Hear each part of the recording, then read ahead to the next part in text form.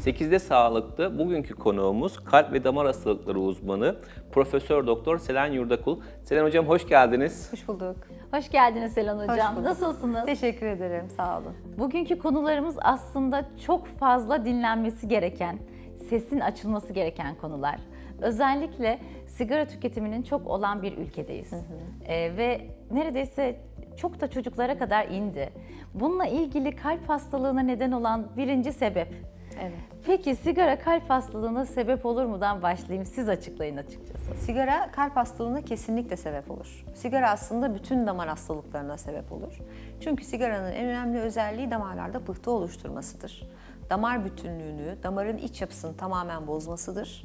Hem pıhtı oluşturması, bir yandan da spazm dediğimiz damarların büzüşmesine ve kasılmasına, daralmasına yol açmasıdır.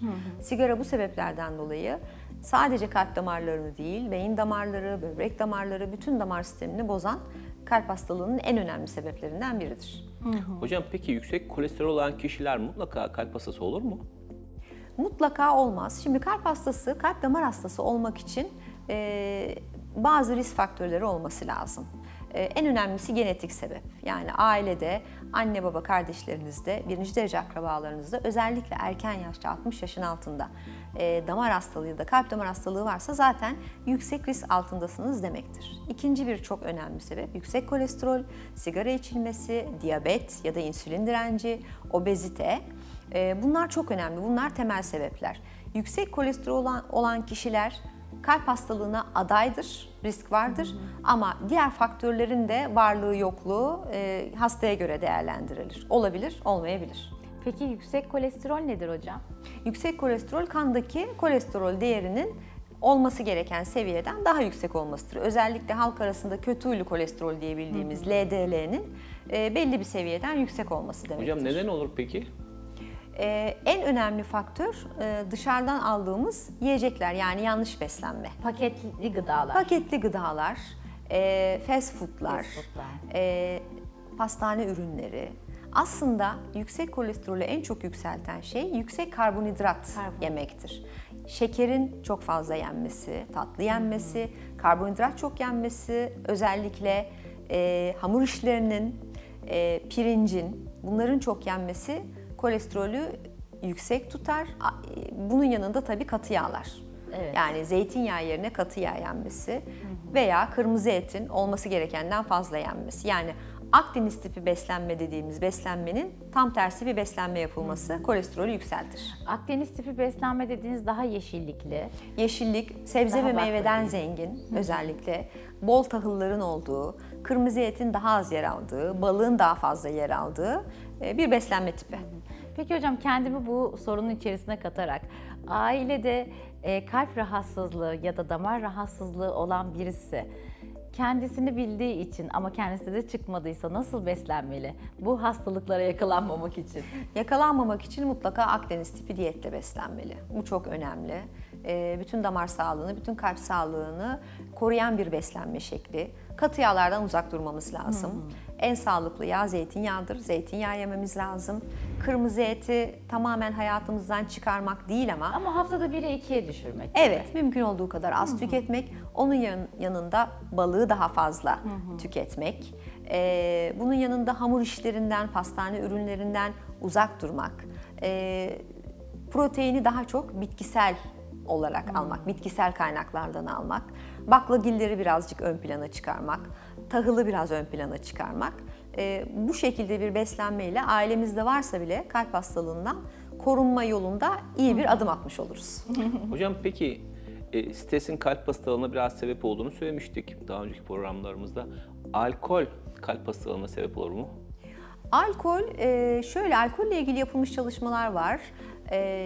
Bazı çalışmalar alkolün kalp hastalığına aslında hiç sebep olmadığını, damar sistemine hiç zarar vermediğini söylese de güncel bilgiler şöyle diyor.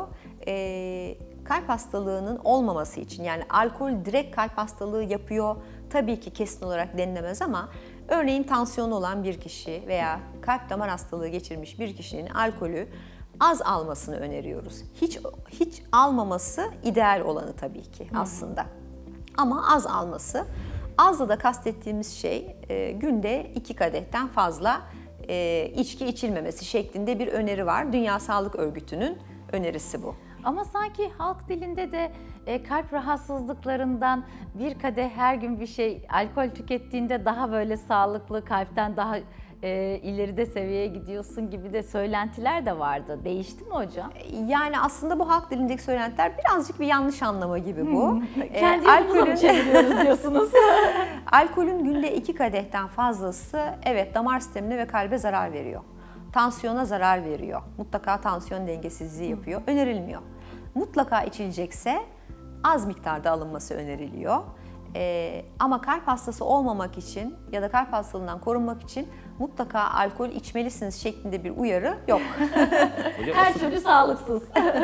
Az miktarda olduğu sürece bir zarar olmadığı söyleniyor ama özellikle böyle bir öneri söz Tabii. konusu Söz değil konusu. şu andaki Aslında yine de verilerle. vücudumuzun dengesini şaşırtacak bir şey Evet, alkol. Onun evet. için sadece kalp hastalığı için değil, diğer hastalıklarımızı ön plana Tabii, çıkartabilir tabii. burada. Hocam peki şeker hastası olan kişi mutlaka kalp krizi geçirir mi? Şeker hastalığı kalp krizi geçirmek için çok büyük bir risk faktörüdür.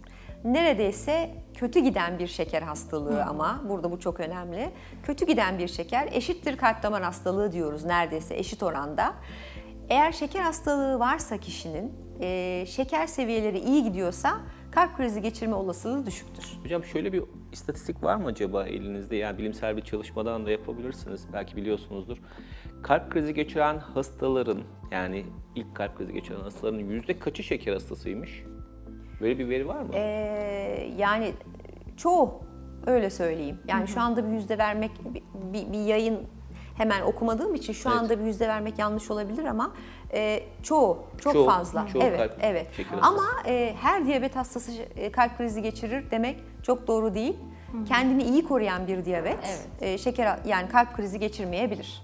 Hocam Amaç aslında korumak. günümüzde bu yani malum biliyorsunuz herkes artık yiyeceklerini bir şekilde giriyor. Sürekli dışarıdan beslenme inanılmaz derecede arttı. Yani insanlar neredeyse ev yemeği yemez hale geçtiler. Bu da otomatik olarak fast food türü şeylere daha çok bir yönelim söz konusu. Hele çocuklar için. Evet. Yani bugün çocuklara baksak ki önemli olan şey hadi bizleri geçtik ama çocukları düşünmek açısından. Yani bugün çocuklar ne yiyor? Makarna yiyor. Pizza yiyor, Pilav. hamburger yiyor, pilav yiyor. Yani bakın böyle bir neslimiz yetişiyor ve bunların neredeyse hepsi artık %100 şeker hastalığına, obeziteye ve kalp hastalığına %100 aday. Evet. Bunları nasıl koruyacağız hocam? Yani burada bir şey söyleyin ne olursunuz. Çocuklarımız olduğu için sizlerden bilgi almak çok güzel oluyor. Ailelere çok iş düşüyor. Beslenme şekli çok önemli. Çok küçük yaşlardan itibaren kalp damar sistemini aslında koruyabiliriz. Korumalıyız da. Çünkü o kalp damarlarındaki plaklar çok küçük yaşlarda yani doğumdan itibaren birikmeye başlıyor aslında o kolesterol plakları. Bunlar erken yaşlarda bulgu vermiyor. Kötü beslenen her çocuk ileride mutlaka obez, şeker hastası ve kalp damar hastası olarak bizim karşımıza çıkıyor. Ailelere çok iş düşüyor. Fast food'un kesinlikle yenmemesi gerekiyor veya çok nadir. Hocam alışan çocuk başka bir şey istemiyor. Evet. Yani başka Öyle bir bir şey şey var. verseniz yok. Yani pilav yemek istiyor. Yani Aç kalmaları lazım hocam.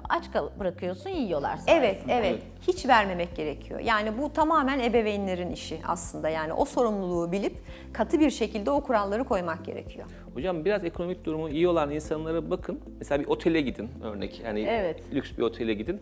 Oradaki çocuk havuzuna bakın.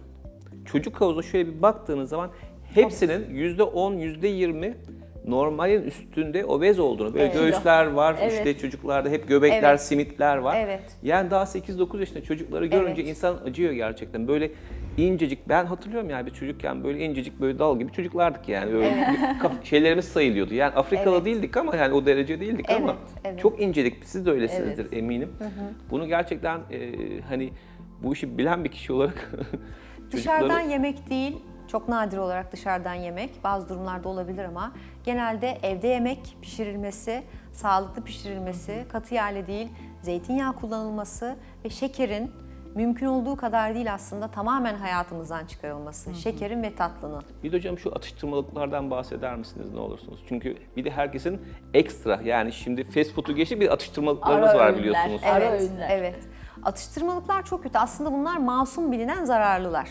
Atıştırmalık dediğimiz şey aslında beslenme şeklinin sağlıklı bir insanda, yani hekimi tarafından ekstra başka bir hastalığı yoksa önerilmediği sürece beslenme şeklinin sağlıklı bir insanda acıkınca yemek yemek, tam olarak doymak, doyduktan sonra da bir daha atıştırmalıkla vücudunu yormamak şeklinde olması gerekiyor. Evet. Doğru olan bu aslında. Ama o yemek, o öğünü sağlıklı yemek. Tabii ki sağlıklı şeylerle doldurmak vücudu.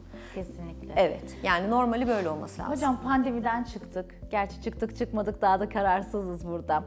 Covid geçirdim ben bir kere Covid zamanında. Covid geçirdiğimiz için acaba ileride neyle karşılaşacağız, neyle yapacağız? Acaba kalp hastalığı riskini arttırdı mı sizce? Covid maalesef ileride kalp hastalığı riskini arttırıyor. Ama özellikle ağır geçirenlerde arttırıyor. Yani yüksek riskli hastalar, ağır geçirenler, hastanede ve yoğun bakımda özellikle yatarak geçiren hastalar. Çünkü Covid damar sistemine zarar veren bir virüs olduğu için ileriki zamanlarda ne yapacağını biz henüz hala bilmiyoruz. Çünkü çok uzun dönem olmadı daha. Evet. Biz bu hastaları çok yakından takip etmeye çalışıyoruz ama belli bir süre geçmesi lazım. Ama şimdiye kadar gördüğümüz ve çalışmalarda da ortaya çıkan uzamış Covid denen tablolar da var. Yani hastalık geçirildikten sonra ileriki yıllarda damar sistemiyle ilgili kalp hastalıkları, kalp yetmezlikleri ortaya çıkabiliyor. Ama bu her Covid geçirende değil, onu tekrar söylemek istiyorum. Özellikle yoğun bakımda yatarak ağır geçiren hastalarda bu tablolar veya ek hastalıkları olan hastalarda, yani Covid geçirmiş ama beraberinde zaten önceden bir kalp yetmezliği var. Zaten kötü giden bir diyabeti var. Zaten obez, yüksek tansiyonu var. Kontrolsüz bir böbrek hastalığı var. Yani beraberinde başka hastalıkları olan kişiler bir de Covid'i ağır geçirirlerse onlarda risk daha yüksek. Çok teşekkür ederim. Ben Ağzınıza teşekkür sağlık ederim. hocam. Bugünkü program konuğumuz kalp ve damar hastalıkları uzmanı Profesör Doktor Selen Yurdakul idi. Kendisine vermiş olduğu bilgiler için tekrar teşekkür ediyoruz. Programımız kaldığımız yerden tüm hızla devam ediyor.